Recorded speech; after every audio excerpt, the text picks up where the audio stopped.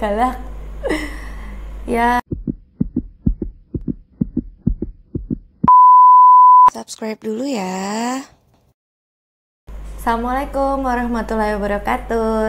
Halo teman semuanya, saya Dr. Ursula kembali lagi ke YouTube channel saya yang tentunya akan membahas seputar kesehatan. Kesempatan kali ini kita akan membahas tentang apa sih bahaya stres pada ibu hamil. Secara garis besar ngaruhnya mungkin bukan ke ibunya, tapi lebih ke janinnya. Dan ternyata ada berbagai jurnal-jurnal kesehatan yang sudah meneliti tentang hal ini. Sehingga apa yang saya sampaikan tentunya sudah dikemas dengan bahasa yang bisa dimengerti, tapi juga saya ambil dari jurnal-jurnal kesehatan. Aja sih bahaya stres pada ibu hamil. Yang pertama, tentunya stres pada ibu hamil berpengaruh buruk pada perkembangan janin. Ternyata ketika ibu hamil mengalami stres, tubuh itu mengeluarkan suatu hormon yang disebut dengan kortisol.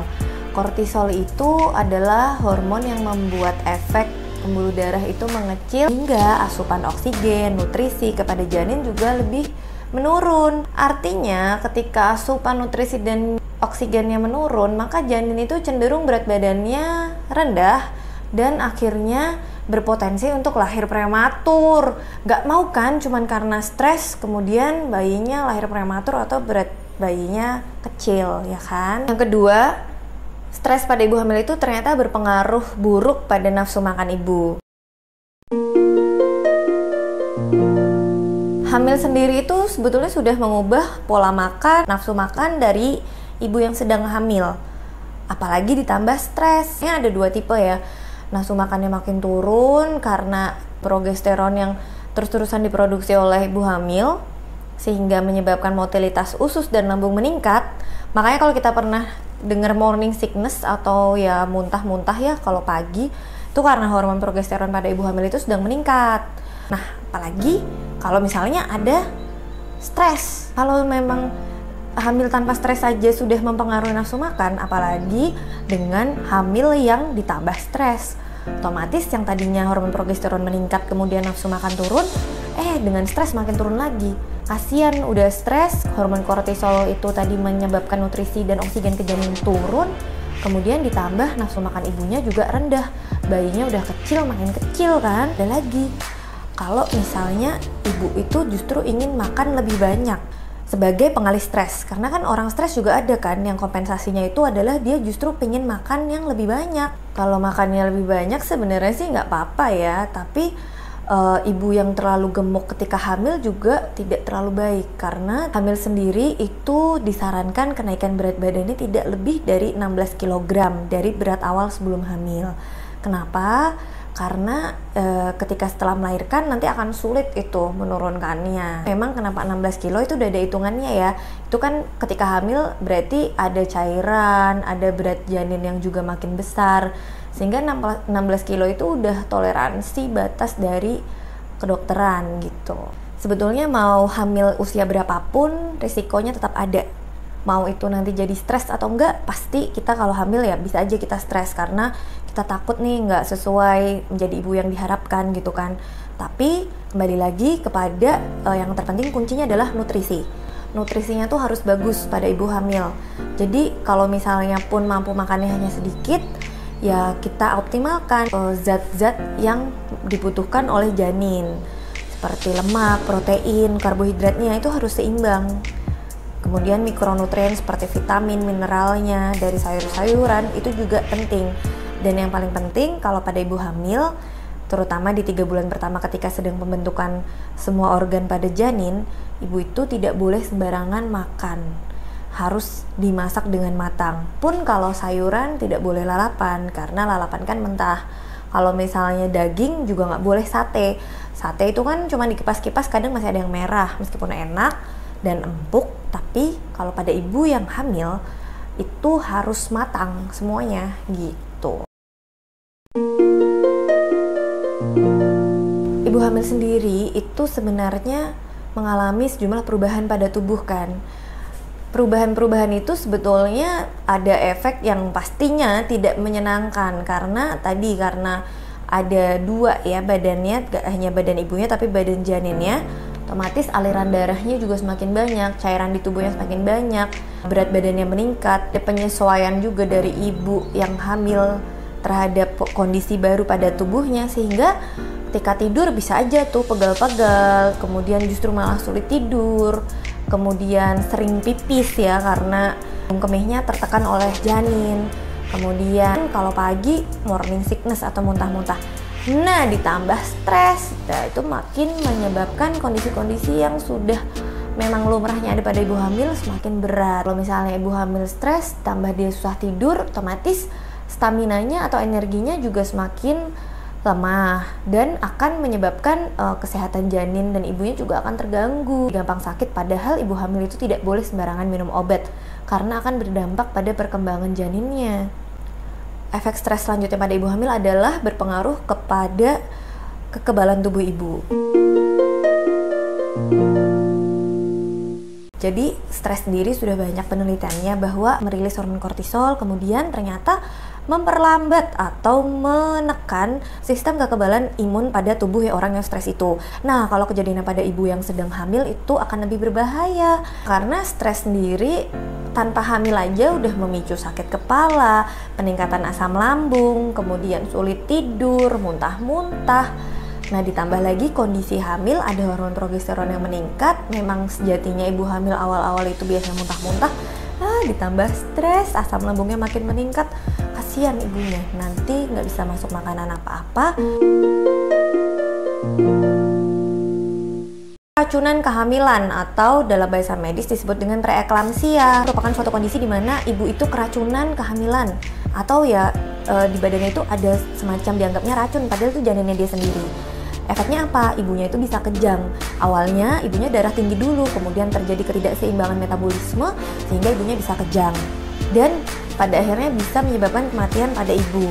Penyebab preeklamsia ini sebetulnya masih tidak diketahui ya. Ada yang bilang karena sperma yang salah. Jadi beberapa jenis sperma yang entahlah bisa menyebabkan ketika hamil janinnya malah menyakiti tubuh ibunya. Biasanya itu karena misalnya ibunya hamilnya terlalu tua, di atas 35 tahun. Ditambah lagi kalau misalnya stres sendiri kan juga meningkatkan tekanan darah tinggi. Nah, ciri preeklamsia awal-awal itu tekanan darahnya naik. Bahkan bisa di atas 160 dan kakinya bengkak. Kemudian ketika dicek urinnya ada protein karena ada kegangguan di ginjal ibu. Kondisi-kondisi ini tentunya akan lebih diperberat dengan stres pada ibu. Dan jangan sekali-kali body shaming pada ibu yang sedang hamil. Misalnya, kamu hamil kok jerawatan sih? Kamu hamil kok mukanya jadi kusam sih? Ya kan emang ibu hamil itu nggak bisa sembarangan skincare dipakai gitu. Kemudian misalnya ada teman kita hamil, kamu kok hamil, oh jadi makin kayak gajah. Nanti dia nggak mau makan, kasihan janinnya. Udah bikin happy gitu. Berdasarkan tinjauan jurnal-jurnal yang sudah saya baca, ibu hamil yang stres itu bisa memicu kortisol, di mana kortisol itu akan menyebabkan pembuluh darah menyempit. Lalu, kalau pembuluh darah menyempit, asupan nutrisi kepada janin makin berkurang dan justru janin akan lebih kecil atau berpotensi prematur, atau justru ibunya keguguran karena janinnya tidak berkembang dengan sempurna. Pada jurnal-jurnal yang saya baca, kebanyakan itu biasanya ibu yang stres ketika hamil adalah ibu yang masih bekerja ketika hamil. Karena dia berperan ganda sebagai ibu, sebagai istri juga. Kemudian di tempat kerjanya dia adalah sebagai pegawai yang memiliki tanggung jawab tertentu terhadap pekerjaannya. Oleh psikolog juga memang wanita yang bekerja itu memiliki risiko 2 kali keguguran daripada wanita yang tidak bekerja. Namun bukan berarti saya bilang wanita yang tidak bekerja tidak bisa stres. Itu bisa jadi kembali lagi kepada dukungan keluarga. Karena tadi asupan nutrisi pada janinnya, aliran darah pada janinnya, oksigen pada janin itu menurun.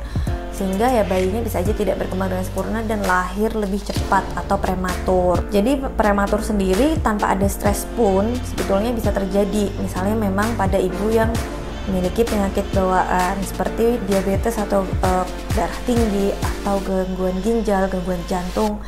Nah, ini yang paling penting karena ibunya stres, janinnya ini menyimpan suatu entahlah apa ya di gennya, sehingga di masa depan, ini udah ada penelitian ya, di masa depan ketika dia usianya sudah menginjak remaja, dia itu juga gampang stres dan mengalami gangguan kesehatan mental dan kognitif.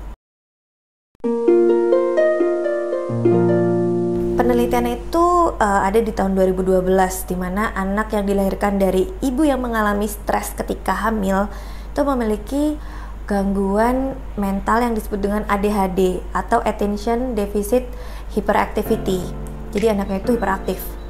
Nah, studi lain tahun lalu itu ada juga bahwa stres ketika hamil itu berpengaruh pada anaknya ketika nanti remaja, lebih mudah stres tadi itu ya, atau anak itu malah jadi gampang depresi. Jadi apalagi ya di masa sekarang ini, saya membaca penelitian yang ada di Singapura bahwa kejadian bunuh diri tertinggi sekarang di Singapura ya, itu adalah pada anak remaja. Entahlah apa, mungkin dari pressure keluarga bisa menuntut anak ini mendapatkan nilai yang sempurna, atau pembulian di sekolahnya. Maka dari itu dukungan keluarga itu penting banget ya. Jadi ternyata apa yang ditanam itu apa yang dituai. Kalau misalnya ibu hamil tidak happy, bisa aja nanti berdampak buruk pada kondisi anak di kemudian hari. Kehamilan itu adalah suatu masa yang harusnya menyenangkan ya bagi seorang ibu, karena kan masuki jenjang kehidupan yang selanjutnya. Misalnya tadinya adalah seorang istri yang menikah kemudian berhasil hamil, berarti kan nanti sebentar lagi akan menjadi ibu. Itu adalah suatu momen yang menyenangkan dan belum tentu setiap orang memiliki kesempatan itu. Maka ibu hamil itu jangan stres, justru menjadi hal yang menganggap dirinya adalah seorang yang beruntung karena diberikan kepercayaan oleh Allah untuk dititipi seorang manusia yang nantinya akan dijadikan anak. Anak itu nanti akan bisa menjadikan amal jariah atau amalan yang tidak terputus kalau misalnya kita sudah meninggal nantinya. Sekarang kita ngomongin gimana solusinya supaya tidak stres ketika hamil. Pertama, kita memang harus paham ya bahwa hamil itu memang suatu hal yang berisiko, dan belum tentu hamil pertama dan kedua pada orang yang sama aja itu sama gitu. Bisa aja experience-nya atau apa yang dialami itu bisa aja berbeda. Apalagi kita nggak tahu ya, rahasia hormon itu bisa memfluktuasi emosi dengan gitu mudahnya. Hamil itu yang pertama harus paham itu. Kemudian yang kedua, karena kondisi yang seperti itu, maka ibu hamil harus menjaga kesehatan mentalnya, harus tetap waras, harus tetap happy, dan kalau misalnya pun ada masalah langsung aja tuh diceritain. Gak ada salahnya kok berbagi, sharing. Dan yang ketiga, ibu hamil ini sebaiknya konsultasi dengan bidan atau dokter kandungan. Jadi bisa aja ibunya denial kalau dia stres, ternyata janinnya ketika di USG atau ketika dicek tinggi fundus uterinya di bidan, ternyata berat janinnya itu kurang. Nah, setelah ditelusur kan pasti nanti akan ditanyakan pada masalah di keluarga. Nah, akhirnya kan bisa ada kenapa gitu loh. Sebelum menemukan solusinya kan harus tahu dulu dong permasalahannya apa. Lakukan yoga, meditasi, atau olahraga ketika hamil. Nggak usah parno, misalnya nih dikit-dikit takut, aduh nggak mau deh lari atau nggak mau deh sepedaan, takut keguguran gitu. Justru pembatasan diri oleh mental kita sendiri, mental block kita itu menyebabkan stresor sendiri yang akan membuat kita unhappy, tidak happy, sehingga kehamilan itu menjadi terasa berat dan lama. Sekarang itu kan banyak yoga prenatal ya, dimana yoga ini adalah untuk ibu hamil. Selain untuk membantu memposisikan janin agar nanti bisa bersalin dengan normal per vagina, yoga prenatal ini juga bisa jadi ajang untuk kita menempatkan teman baru yang juga sama-sama hamil. Dan yang terakhir itu ya ibu harus tetap happy ya, jalan-jalan, shopping, mendengarkan musik, beribadah sekalipun untuk merilis stres itu penting gitu. Ibu hamil ini harus memprioritaskan apa yang terjadi pada diri ibu itu adalah juga nanti terjadi pada janin. Jadi nggak boleh egois, harus mikir untuk anak juga. Jadi selama hamil itu kan 9 bulan ya, nggak tiba-tiba langsung ada anaknya. Di masa 9 bulan itu kita mengenal lah, yang mempersiapkan diri sebagai ibu, kemudian juga tempat kita untuk beribadah ya, namanya juga hamil, dan kita harus memprioritaskan anak kita. Karena ketika kita stres, ingat, ada penelitiannya bahwa anak yang lahir dari ibu stres cenderung akan mudah stres juga di masa remajanya, kemudian mudah depresi juga. Kita nggak mau kan anak kita seperti itu. Itulah pembahasan tentang stres pada kehamilan yang tentunya bisa menyebabkan janin bermasalah, ibunya bermasalah, kemudian mental pada anaknya di kemudian hari bermasalah. Sekian dari saya, semoga bisa memberikan manfaat kepada ibu-ibu dan bapak-bapak semuanya dan teman-teman semuanya yang mungkin masih sekolah tapi nanti mau hamil atau mau jadi dokter juga boleh. Gitu ya, kalau misalnya ada mau tanya-tanya tentang kesehatan bisa langsung isi di kolom komentar. Terima kasih.